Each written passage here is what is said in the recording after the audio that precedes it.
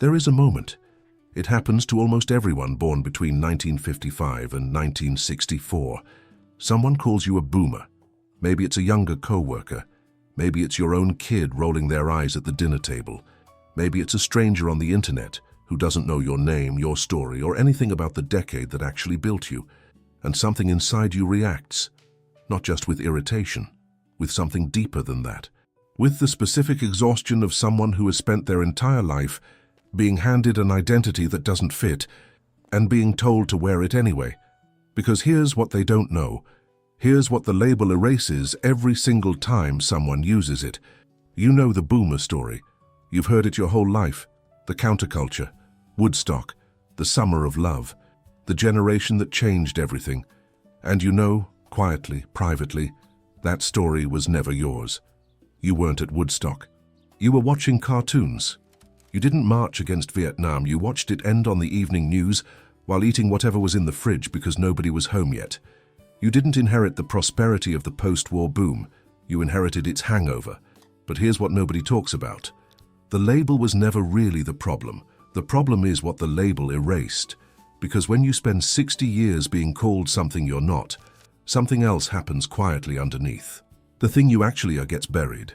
The real psychological story of your generation, specific, complicated, historically grounded, never gets told. Until now.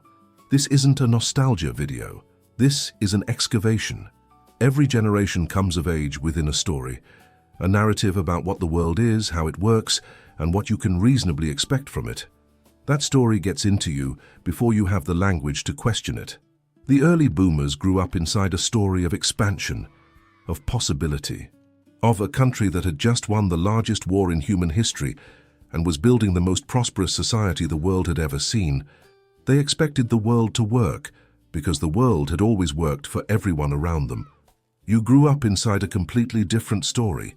You grew up inside a story of things falling apart, not slowly, not quietly, but visibly, publicly, undeniably.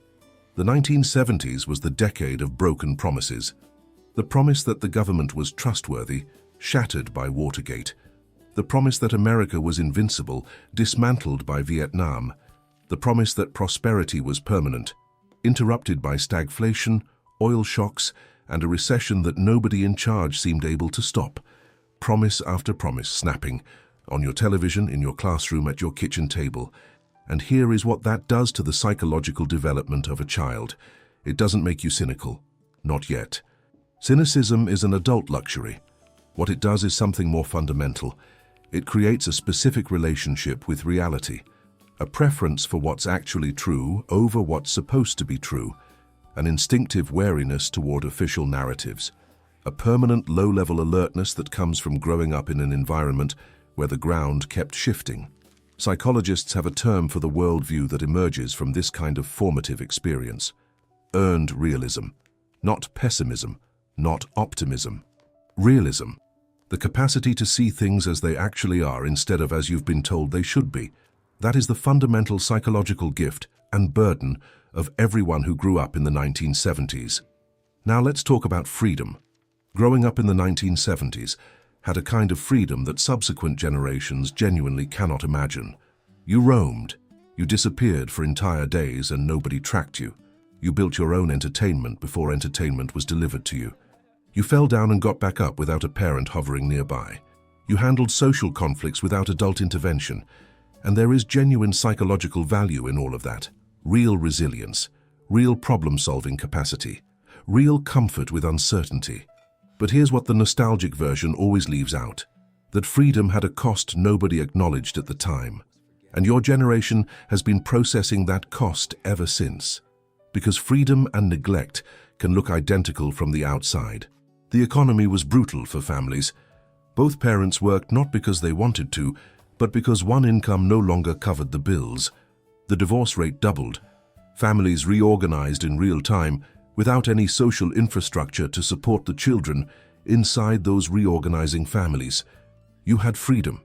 You also sometimes had freedom because nobody had time to give you anything else, and children are sophisticated enough to feel the difference. To know when their absence is a relief rather than a choice. To understand that independence granted by necessity feels different from independence granted by trust. That distinction lives in your psychology in ways still visible today. In the difficulty some of you have asking for help, in the reflexive self-sufficiency that sometimes closes out people who genuinely want to be there, in the quiet background feeling that your needs are an inconvenience to other people. You're not broken. That's what the 1970s taught you, and there is a difference. Now let's talk about something that almost never gets mentioned, the loneliness, not social loneliness, something deeper, the loneliness of being a generation with no mirror.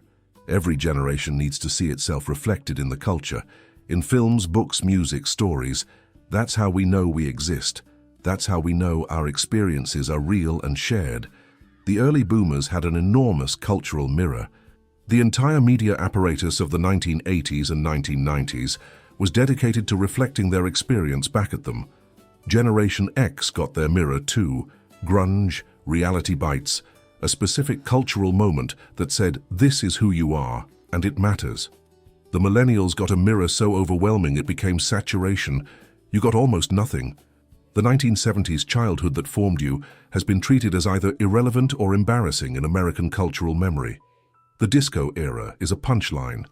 The specific psychological experience of coming of age during Watergate and stagflation has received essentially no serious cultural treatment, which means for 60 years you have been living through experiences that the culture was telling you weren't worth reflecting, that your formative years weren't meaningful, that the decade that shaped you was just the awkward intermission between the revolutionary 1960s and the triumphant 1980s. The psychological cost of that is real. When your experience isn't reflected back at you, you start to doubt the experience itself. You start to wonder whether what you went through was as hard as it felt, whether you're allowed to name what happened to you as something that actually happened. You are, it did. And it's time someone said that clearly. Growing up in the 1970s gave your generation two inheritances that seem contradictory, but coexist inside the same psychology. The first is skepticism. You received one of the most comprehensive educations in institutional failure that any American generation has ever had. Watergate taught you that the most powerful person in the country could be a criminal. Vietnam taught you that official narratives can be entirely fabricated. Corporate layoffs taught you that employer loyalty was a one-way street companies would abandon without hesitation. This created a finely calibrated detector in you. You know when something doesn't add up. You notice when the story you're being told doesn't match the evidence in front of you. That is a genuine intellectual asset. It is also sometimes isolating, because skepticism at that level can make it hard to fully trust any institution, any movement, any leader. You see the cracks because you were formed watching cracks form. The second inheritance is idealism. This surprises people. Cynicism is so associated with your generation that the underlying idealism goes unnoticed. But it's there and it runs deep. You grew up during the final years of an era when people genuinely believed things could be better. You inherited that belief, and then you watched it get complicated. You watched the counterculture turn into consumerism. You watched idealists become yuppies, but the idealism didn't die. It went underground. It became more private, more careful. It became the part of you that still cares even when you've learned not to show it.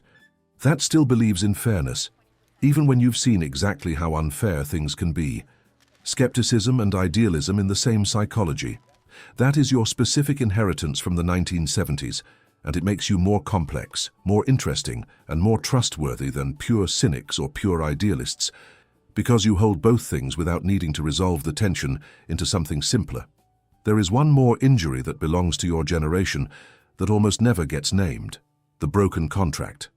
Early boomers had a contract with the world, and the world mostly honored it. Work hard, play by the rules, prosperity follows. It worked for them. Generation X had a different contract. Expect nothing, and you won't be disappointed. Painful but honest. Your generation got the worst of both. You were given the early boomer contract, told to expect prosperity, stability, reward for effort. You organized your life around that promise.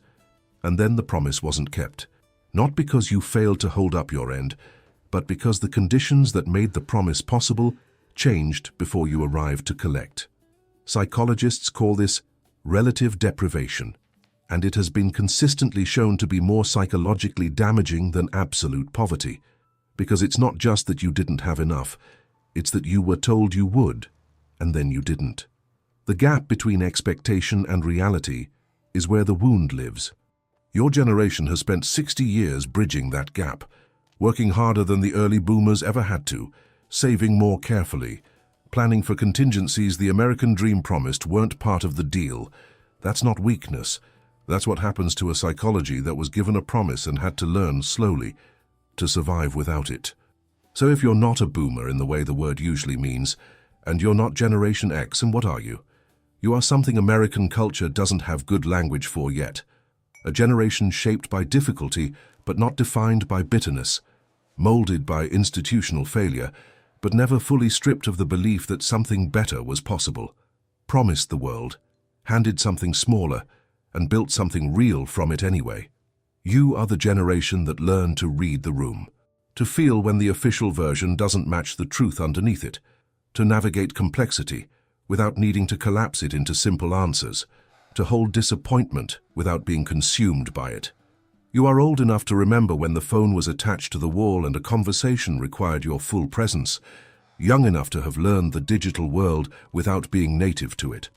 That perspective, seeing simultaneously what technology makes possible and what it costs, is genuinely rare and genuinely valuable. The term baby boomer was a demographic convenience, a line someone drew on a graph. It was never a psychological truth. The psychological truth is that growing up in the 1970s created something specific, something that doesn't match the early boomer experience or the Generation X experience. Something living quietly in the space between them for 60 years, without anyone making a serious effort to understand it. That gap is not a failure. That gap is a generation that earned realism when everyone around them was still selling optimism. That developed emotional complexity when the culture was rewarding simple answers. That built real lives under real difficulty while being told they had it easy. If you grew up in the 1970s, if Watergate and the gas lines and the empty houses and the disco, everyone mocked but you actually remember differently, shaped you in ways you've never quite been able to explain. If you always knew the boomer story wasn't your story but never had the words for what your story actually was, these are the beginning of those words. Your story is real. Your formation was specific. Your resilience is earned. And it is long past time that was said out loud. Leave a comment below. Tell me what the 1970s made you. Not what the label says, what you actually are, because that's exactly the conversation this channel exists to have. And if something in this felt true, share it with someone. They'll find it too. See you in the next one.